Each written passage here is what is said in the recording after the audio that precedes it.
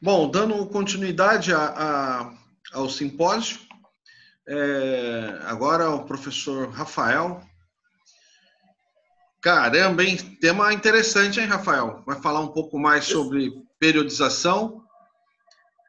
Fechar mais um pouquinho o ângulo do que o Bolosa falou de cedo, né? Isso. Vamos lá, então. Rafael, vou cruzar a bola, você mata no peito e manda pro gol. Beleza? Não, vou pegar de voleio, Tá contigo, então. Beleza. Pessoal, boa tarde a todos, né? Eu sei que tem gente bacana aí assistindo. O pessoal do meu grupo de estudo, que eu estou sempre aí, o professor Lázaro está aí, o próprio Pandeló, Diego Falcão, Ricardo Filipim, Léo Tavares. E vi também aí um colega dos tempos de Pinheiros, o Roberto Martins, e um amigo que eu não conheço pessoalmente, mas já acompanha a minha forma de pensar treinamento há um tempo, que é o Felipe Tinoco. Então, obrigado por estarem aí assistindo. Bom, primeiramente, deixa eu fazer um elogio ao evento, né?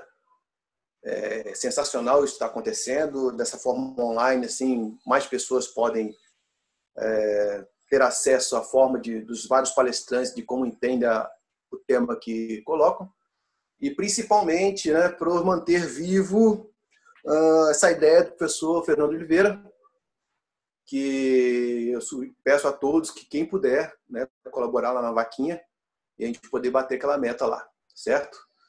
Deixo aqui também o meu abraço ao meu orientador de mestrado e doutorado, o professor doutor Paulo César Montagner, e o professor Borim, né? Também basicamente foi meu orientador também de conteúdo, né? Mas durante o que eu vou falar, você vai ver que tem uma interação legal entre pedagogia do esporte e metodologia do treinamento esportivo. Então vamos lá. Bom, primeiro, né? O professor Bolosa de manhã cedo já fez um apanhado fantástico, né, de vários pormenores e estratificou isso de uma forma bem bacana, juntando tudo, né, igual ele falou, né? É tema para mais ou menos 2 finais de semana. A gente está aqui condensando em 40 minutos. Então, treinamento esportivo, se você olhar bem à luz das coisas, né, eu peguei um apanhado de autores espanhóis, o Gomes, né, nosso brasileiro, e o Grosser, que é um alemão que eu gosto muito, muito, muito mesmo. E daí, ó, se você for ver, treinamento esportivo é o quê? Integração de fatores, né? Tem por objetivo levar o que é um estado ótimo de desenvolvimento, estado ótimo, ou seja, é preciso ter parâmetros para saber onde é esse ótimo e, principalmente, equilibrando o entorno completo do atleta, biológico, psicológico e social. Muitas vezes pensam e difundem que agora a psicologia, né, entrou. Não. A psicologia está prevista, ou seja, o aspecto mental de treinamento também do atleta é visto desde os compêndios que eu consegui pegar dos anos 70. Né? Tem coisas do Platonov de lá, tem coisas do professor Manuel Tubino, né? O próprio Mollet, o belga Mollet, já em 67 já falava de todos esses componentes sendo integrados. Então, assim, isso é a metodologia, né? A teoria do treinamento esportivo. Essa área de estudo ela é abrangente, por isso ela é complexa. E, como disse o professor Bolosa lá, é complexo. Bom, se é complexo, aqui é uma forma simplificada de demonstrar isso aí, né? E eu entro onde o Panda sempre fala, né? É uma discussão muito boba de nomenclatura, que no fundo, se você for ver, cara, é organização, né? Teoria da organização. Se você observar aí, ó, você tem todos os elementos que você precisa, né? Ó, traça-se um objetivo do treinamento. Você planifica como isso tudo vai acontecer. Você realiza, avalia e tem o resultado esportivo. Né? Se é a competição algo, se não é, não importa. Todas elas, né, fazem um feedback, ou seja, faz uma retroalimentação para quem? Para a planificação. E aí você vai ver. Né? Então, essa discussão, né, que o Bolosa brilhantemente fez lá, mostrou, a periodização existe, gente. Esse é o ponto crucial do processo, né? A planificação, a coisa mais macro dentro da metodologia do treinamento esportivo, quando se está realmente se falando do que será feito para aquele processo chegar às metas alcançadas. Antes disso, né, para se chegar nesse objetivo, ainda tem as etapas anteriores. O professor Borin sempre fala com muita maestria sobre o tema, né? Você precisa saber que esporte você está militando. É um esporte altamente competitivo? Já joga um aqui, judô, né?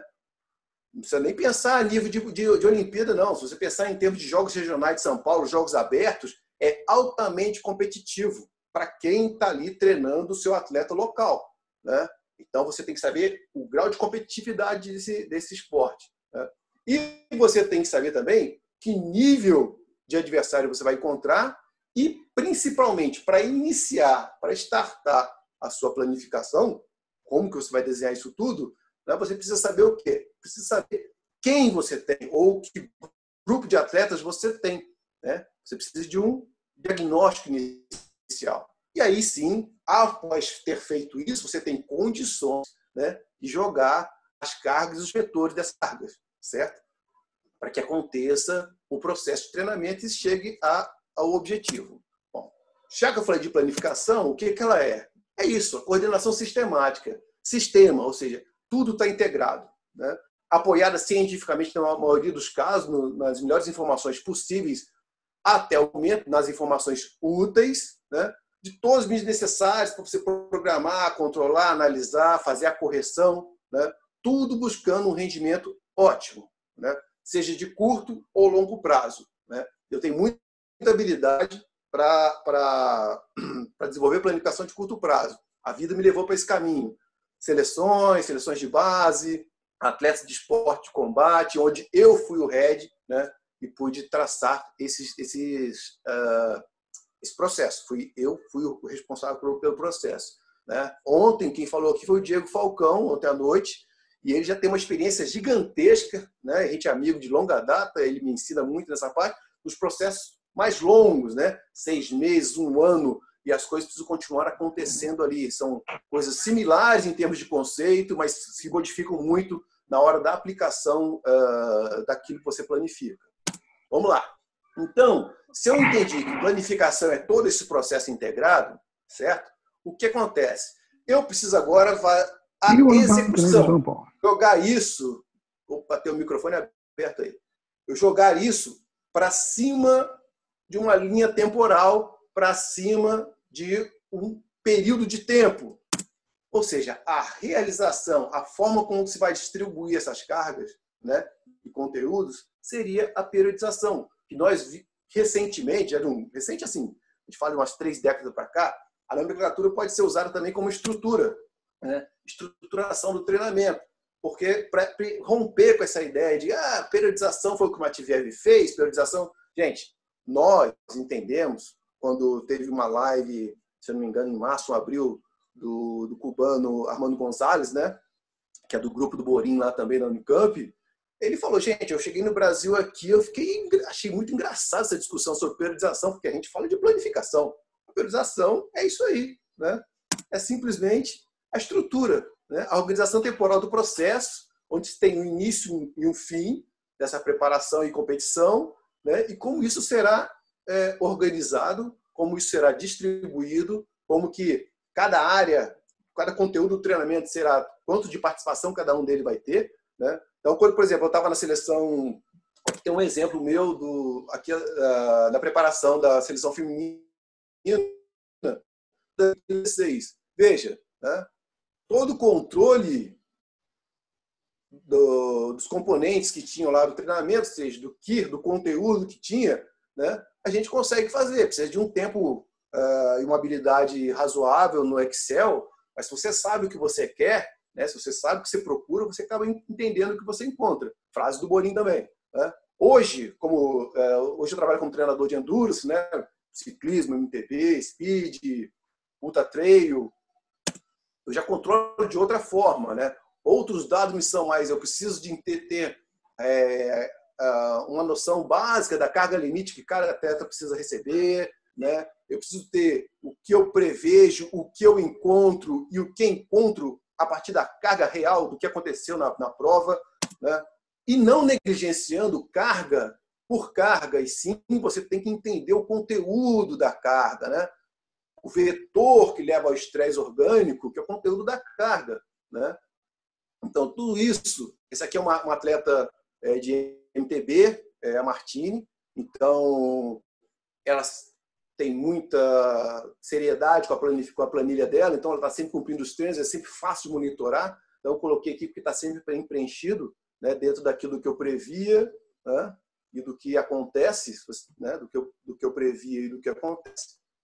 Mas não pode se esquecer, por exemplo, que a carga é um impacto, né? E o vetor dela é exatamente assim, os meios, os métodos que se coloca, o entorno, né? O professor Tiago Lopes hoje cedo falou, né?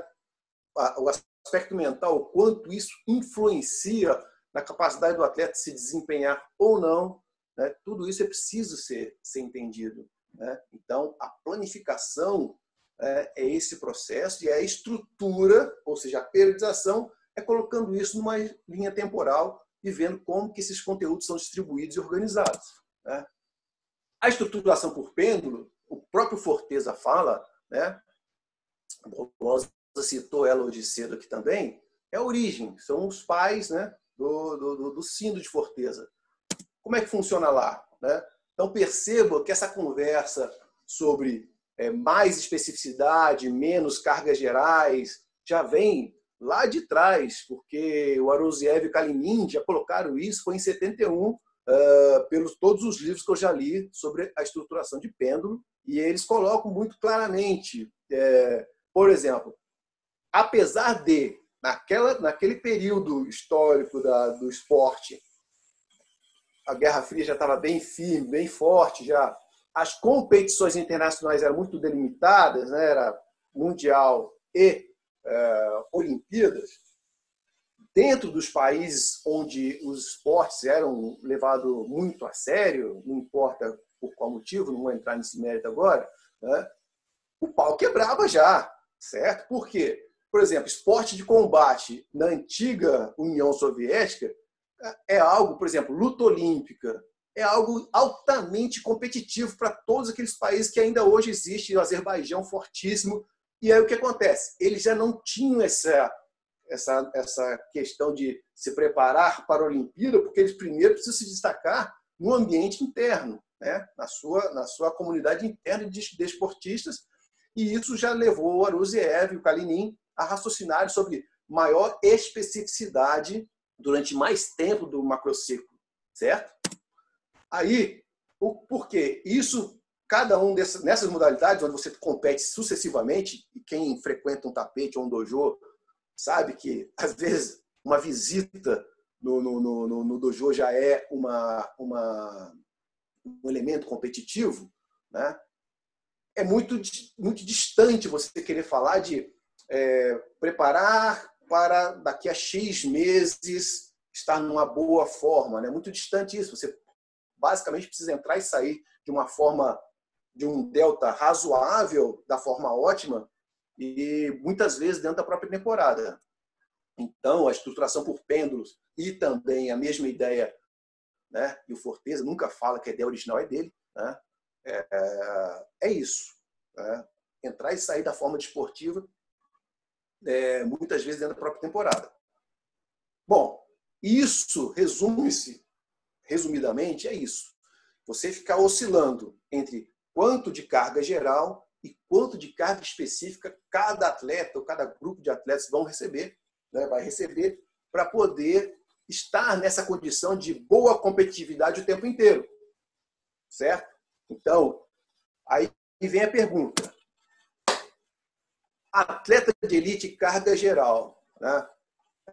Eu vejo que essa discussão, pelo menos aqui no território nacional, ela, na minha opinião, como eu comecei na educação física nos anos 90, eu já vi essa conversa naquela época lá, foi mais ou menos porque chegou com ruído essa informação do modelo de Pendos, do próprio modelo do Forteza, porque já havia naquela época, livros do Forteza rodando, né? Principalmente em língua espanhola, né?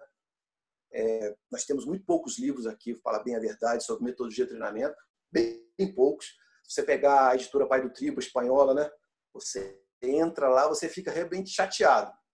E eu aconselho, porque não é complexo ler livro técnico em espanhol. É só ter um dicionáriozinho que está na palma da mão, está, né, no celular, você consegue ler com muita qualidade.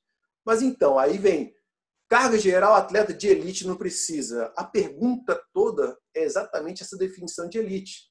Eu concordo, por exemplo, se numa modalidade, se há um atleta ou uma atleta que é campeã sul-americana, né, ela é uma atleta de elite. Elite, né, do continente, do nosso continente, o pan-americano. A pergunta é alto rendimento. Se você considerar alto rendimento, se você for atleta internacional, aí começa tudo a ficar muito complicado. Mas se a gente conseguir, né, padronizar que alto rendimento seria a elite internacional, e aí assim a sua colocação como eu sou elite porque eu sou elite internacional, porque eu ganhei um sul-americano. Mas a quanto eu estou de distância, né, ali do top 10 da minha modalidade ou da minha categoria na elite internacional, isso vai dizer se eu tenho alto rendimento ou não. Porque se essa pergunta se definir dessa forma, na minha opinião, você passa a ter mais subsídios para não cair nessa de carga geral, atleta de elite não precisa. Será? Vamos ver alguns dados aqui, meus lá de 2008, 2010. Olha só, Maria Portela, até hoje, né, se eu não me engano, a mais forte da categoria dela, isso aí era 2008, 2010, lá no Centro Olímpico, né? Thiago Lopes estava lá comigo, o Peixinho, né? Fernando Peixinho estava lá comigo, o Ricardo Filipim, que fala amanhã para vocês, estava lá comigo nessa época também, né? E nós aplicamos para alguns atletas do Centro Olímpico que precisavam de atenção especial, Ronilson Santiago, que é seleção já há muito tempo agora, ele, na época ele tinha 18 anos, agora já é a seleção brasileira de luta olímpica há muito tempo, né? Maria Portela, Lauren Capesse, boxer, tricampeã brasileira, campeã paulista várias vezes, campeã pan-americana. Todos eles nós tivemos que fazer um olhar especial, porque eram os atletas competitivos de maior destaque na época do Centro Olímpico, certo?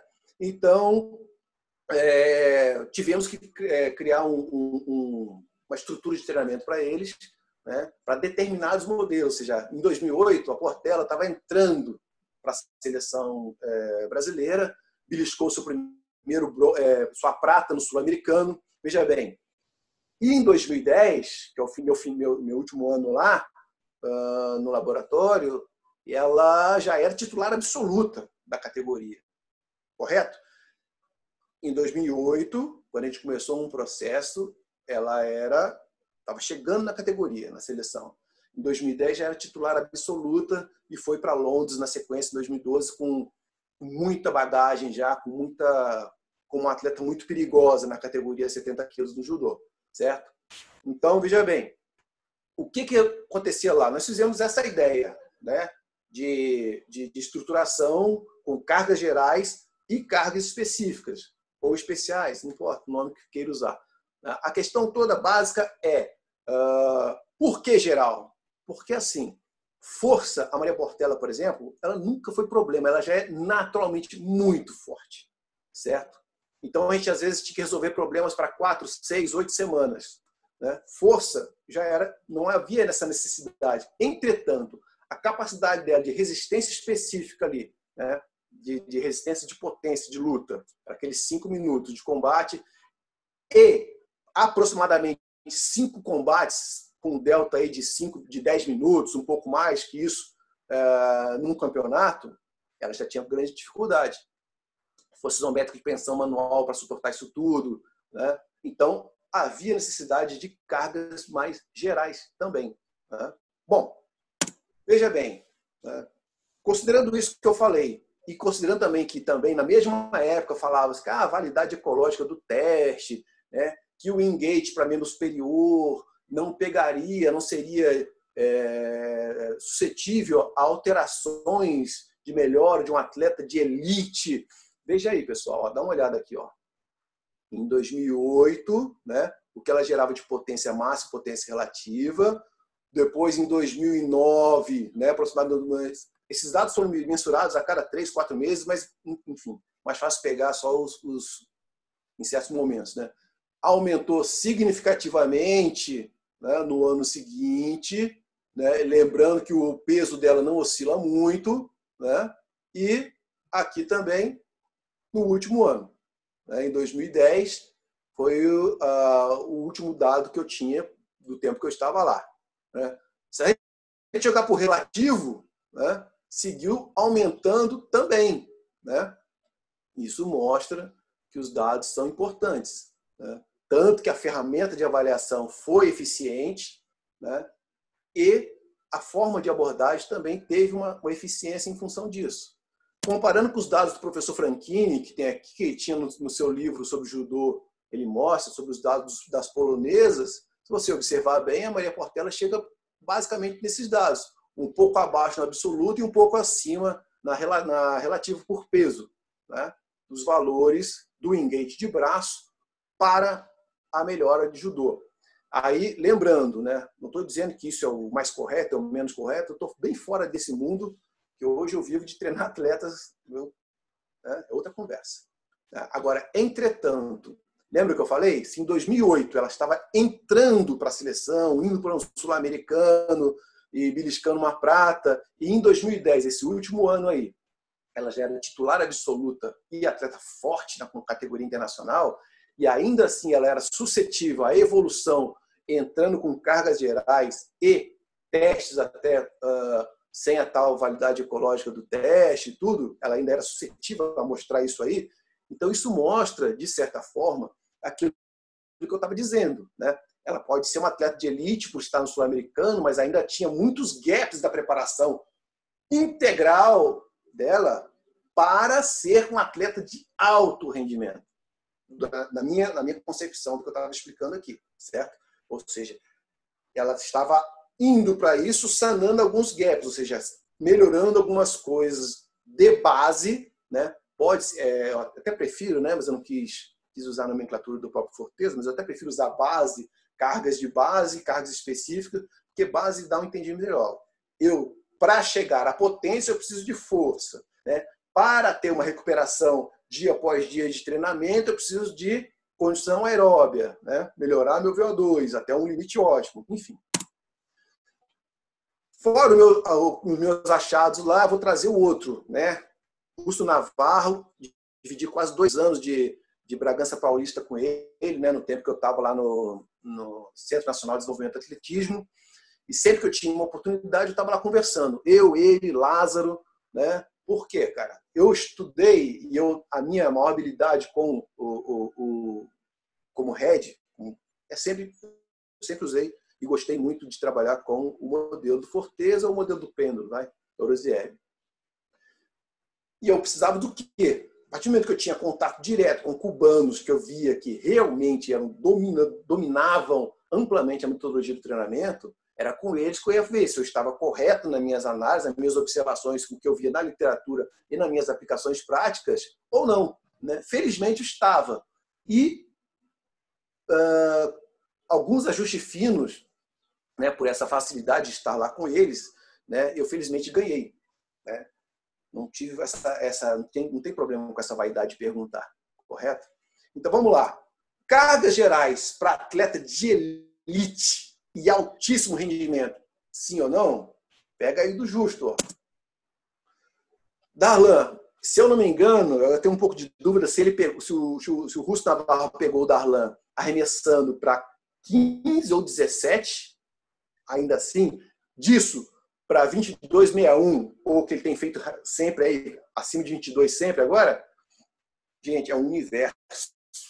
Tá? Dentro do alto rendimento, é um universo. Certo? 2 metros para menos disso já separam bastante, né, o ranking de quem está lá em cima e de quem está arremessando para 19,20. Certo? Bom, se o Darlan Romani já é uma elite internacional, ou seja, é altíssimo rendimento, dentro da estruturação, e eu não vou falar aqui que o Rusto estrutura por pêndulo ou sino. Não é. né? Ele faz um ajuste pessoal para a sua estruturação. Mas, dá uma olhada aí, ó. Aqui, o agachamento da criança. Aqui, o supino da criança. Em 2018, né? Quando ele já estava nessa elite, Diamond League e tal. É a pergunta. Para um esporte de potência, que você vai arremessar 7 quilos, né?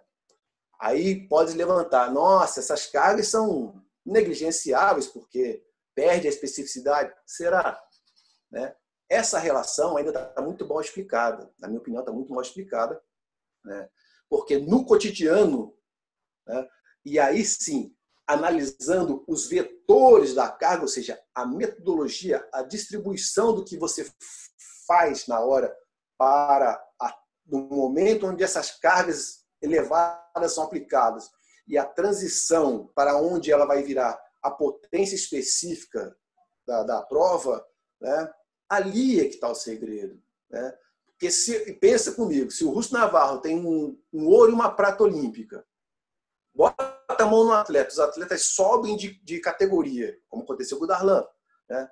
Como que a gente vai dizer que por dados X ou Y de um trabalho, né, essa não necessidade de cargas gerais é negligenciável? Né? E eu não vejo dessa forma. Né? Nunca vi. Bom, aí o que eu estou dizendo, né? Estava sempre eu, ele, Lázaro, sempre que possível, né? No final de contas a gente tinha que trabalhar, mas sempre que havia um espaço ali, a gente parava para discutir, conversar um pouco, né? E eu fazia as minhas anotações, fazia as minhas colocações, e com o Lázaro eu montei um contato até hoje. Na sequência ele pega aí, se eu estiver mentindo, ele já fala aí logo. O próximo é ele. Bom, então veja, a ideia, né, do pêndulo é isso, ó. Cargas gerais e cargas específicas, à medida que os microciclos avançam, né, elas vão se modificando e à medida que aqui a amplitude das cargas específicas aumentam, né, está a maior propensão daquele atleta de ter seus melhores resultados. Né?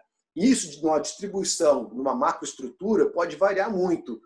Essa amplitude da especificidade ser um pouco mais fechada para as competições que não são a competição-alvo, né? E vai abrindo à medida que vai chegando perto da competição-alvo, ou seja, com a especificidade lá em cima, mas isso delimita muito também, né, a especificidade o tempo inteiro, a capacidade de sustentação disso. Né? Então, essa é a ideia do pêndulo, certo? Entretanto, né, nos anos 90, começou o quê? Então, o calendário esportivo começou a sofrer uma ruptura brutal, né? Começou a entrar o esporte como um viés financeiro muito grande. Né? A gente pode pegar, aí, por exemplo, aí a Diamond League, né? Do atletismo, né? Onde várias competições, não só a Diamond League, mas as competições começaram a aumentar e se dispersou no calendário inteiro. Você não tinha só segundo semestre para competir, ou só primeiro semestre, ou a estação intermediária de verão europeu, não. Nada disso. Começou a se distribuir porque começou a correr o mundo. Né? Veja aí, por exemplo, ó, olha o que seria para esse ano. Né? Caótico.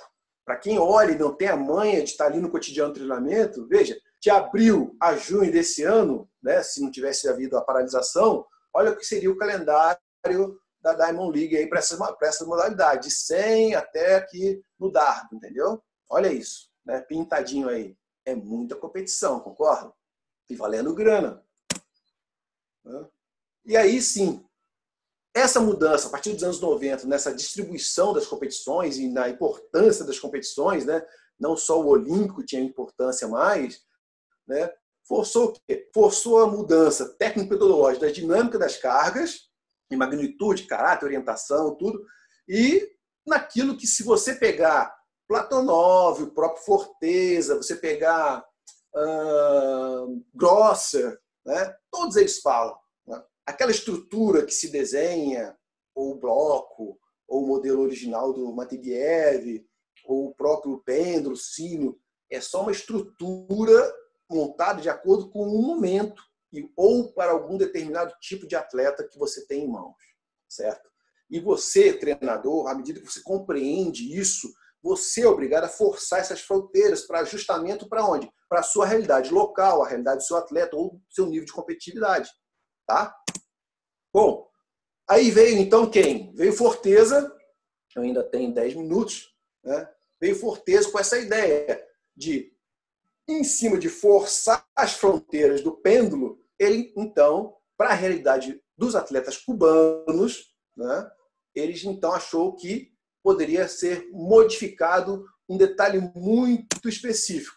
Depois eu vou mostrar para vocês que é. Porque quando a estruturação por pêndulos fala também, ela já fala exatamente também disso, né? De mais específico e menos geral. Entretanto, o Forteza mostra, eu também, você vê alguns outros trabalhos mostrando, que quando isso foi aplicado naquela época, isso não acontecia. Acontecia o cruzamento, ou seja, rompia-se com o conceito e havia uma necessidade de mais geral do que específico em determinados momentos da estruturação. Né? Entretanto, na realidade cubana, isso não havia mais necessidade quando o Forteza, provavelmente ali, o Lázaro me corrige depois aí, mas provavelmente ele começou os cubanos já começaram a pensar sobre isso nos anos 80 e ele consolidou as publicações dele no final dos anos 80 e início dos 90. Né? É zero, sempre começar de mais especificidade e menos treinamento geral.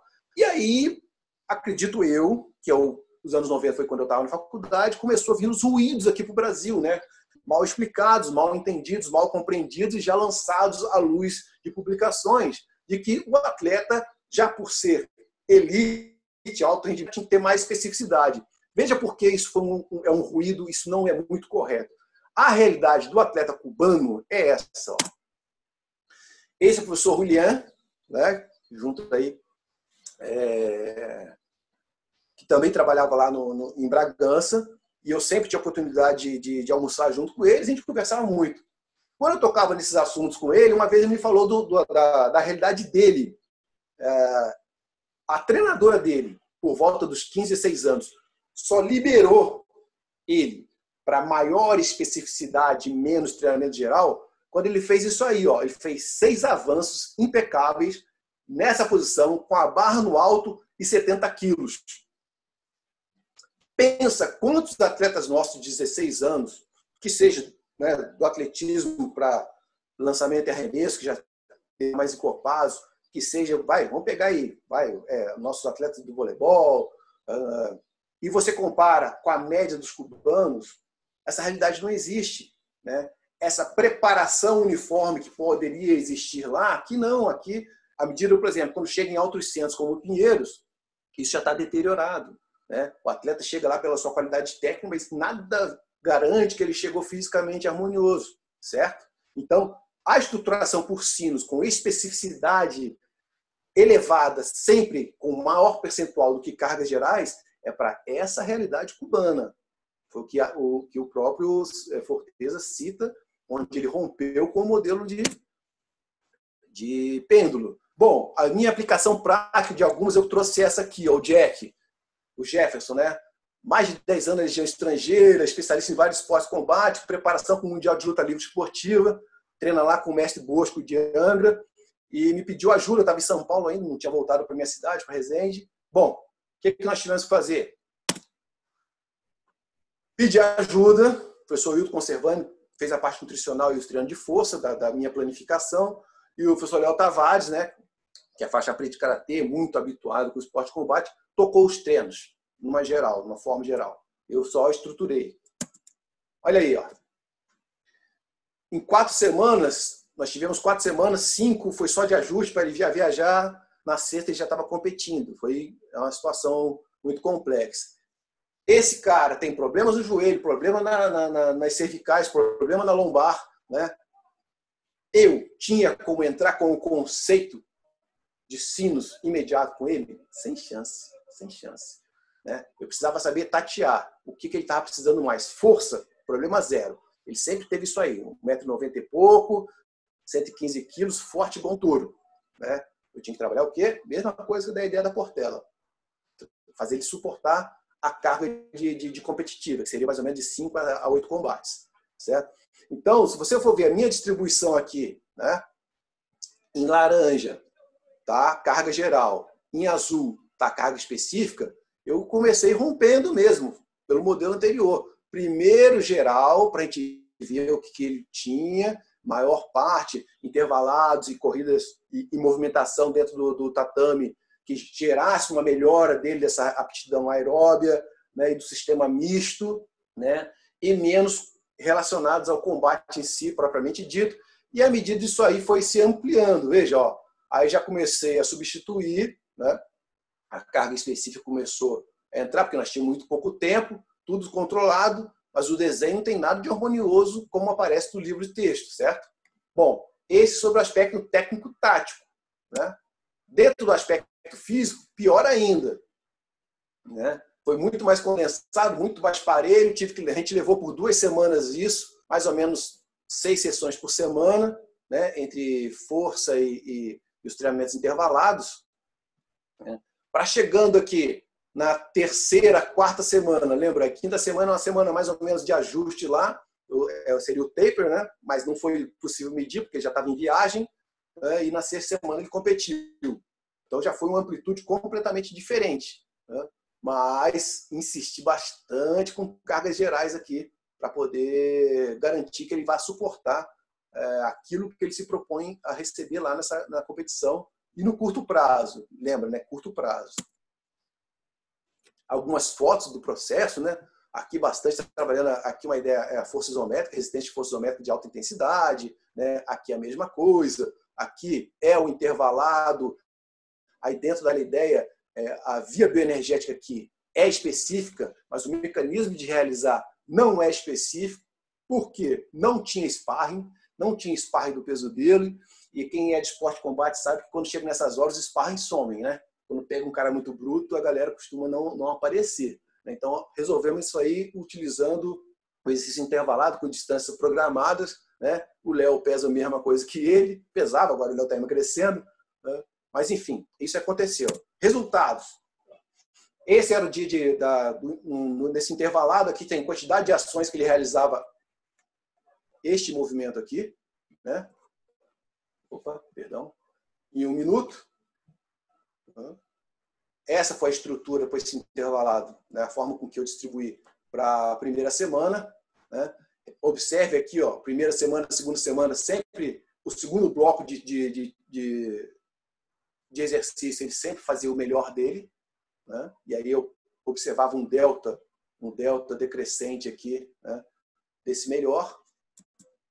Terceira e quarta semana, eu já consegui aumentar a quantidade de blocos de intervalos, né? Era 2 intervalos por bloco, e não teve perda significativa, né? Houve uma manutenção dessa resistência aqui, né? Sem modificação nenhuma na densidade dos estímulos, né? E também a mesma coisa, né? Não passava, por exemplo, de 16% essa perda. Visualmente, né?